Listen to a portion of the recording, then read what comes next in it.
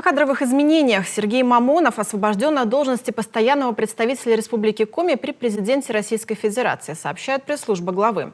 Исполнение обязанностей постпреда возложено на заместителя Елену Васильеву. Соответствующее распоряжение подписал Владимир Уйба. Кандидатура Сергея Мамонова рассматривается на должность в структуре федеральных органов исполнительной власти. И сегодня стало известно, что министр культуры, туризма и архивного дела Коми Сергей Емельянов покинет свой пост. Ему предложили должность директора Александринского театра в Санкт-Петербурге. Напомню, Сергей Емельянов возглавил региональный Минкульт в 2016 году, когда ему было всего 23. И он стал одним из самых молодых министров не только в Коми, но и России. Мы вывели наш регион в авангард культурного пространства России, изменив саму структуру ДНК культуры Коми.